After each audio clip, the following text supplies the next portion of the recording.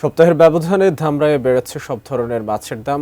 ছুটির দিনের সকালে বাজারে এসে বাড়তি দামে মাছ কিনতে গিয়ে বিপাকে পড়েছেন ক্রেতারা।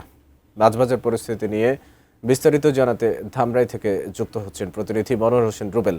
রুবেল, মাছের দাম বেড়েছে এবং এই বিষয়ে ক্রেতা বিক্রেতারা কি বলছেন, সব মিলিয়ে জানাবেন আমাদের।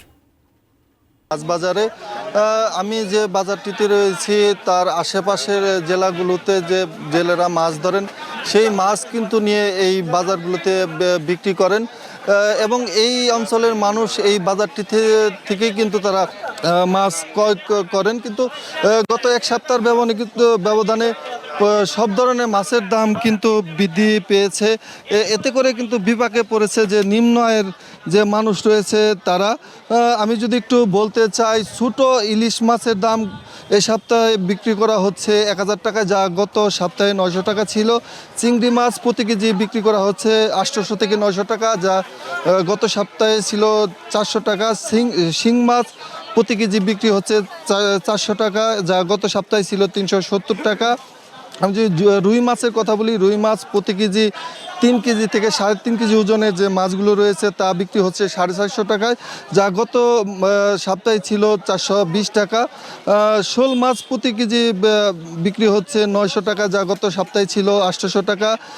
পাঙ্গাস মাছ প্রতি কেজি বিক্রি হচ্ছে ১৯০ টাকা, যা গত সপ্তাহে ছিল ১৭০ টাকা।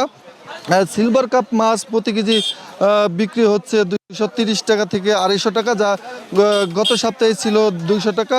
কই মাছ প্রতি কেজি বিক্রি হচ্ছে ২২০ টাকা, যা গত সপ্তাহে ছিল ২০০ টাকা। এছাড়া কাতল মাছ প্রতি কেজি বিক্রি হচ্ছে